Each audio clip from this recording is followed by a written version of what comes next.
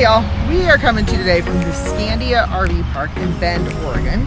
And the number one good thing about this campground is its location. Anything you want to do in Bend, we are really close to. The main part of downtown is about 1.5 miles down the road. And then we also have a Walmart and just different stores and everything right here near us. Now, of course, anytime you're in a campground right in the middle of the city, you have to think about the noise factor.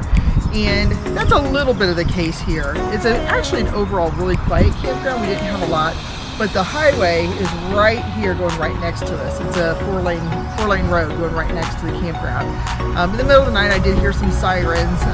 We heard a few loud vehicles, but for the most part, as long as you're back a little ways in the campground, you don't get a lot of road noise.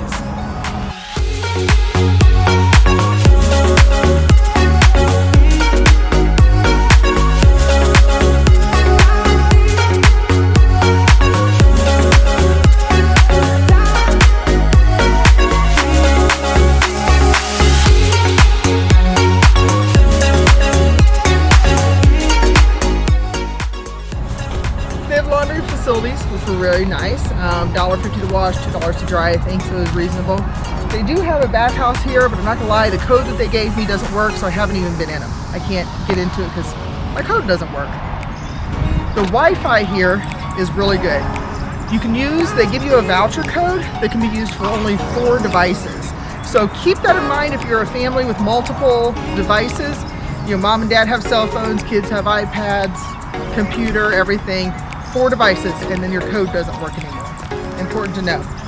I have 4 bars of LTE with Verizon, so good cell service as well. This is one of the campgrounds where I did have to call to book. In the year 2021, I feel like all campgrounds you should be able to book online.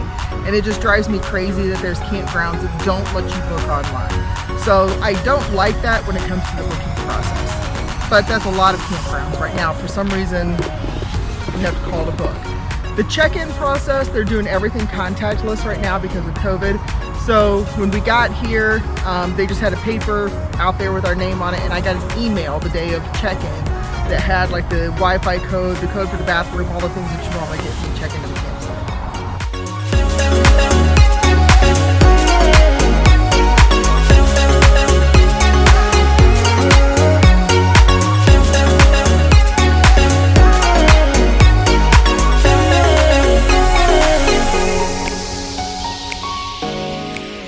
If you have kids, there's not a lot for kids to do here. There's no playground.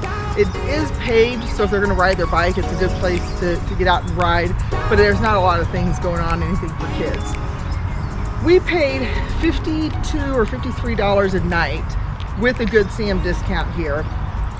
And really what you're paying for here is the location. I've stayed at campgrounds before at $50+ a night where you have a lot more amenities than this.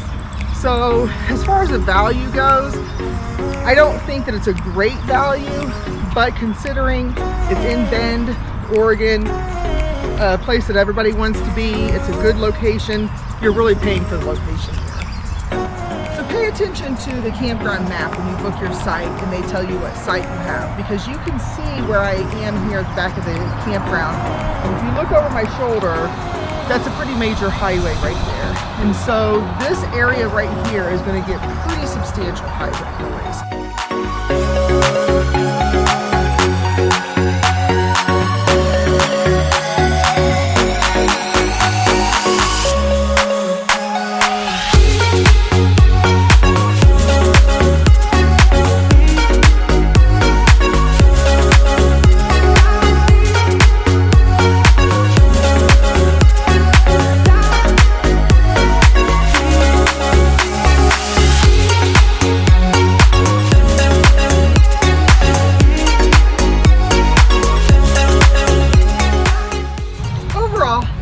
In the Bend area, this is a pretty decent campground to stay at. It wouldn't be my first choice. I certainly wouldn't want to stay here for a week.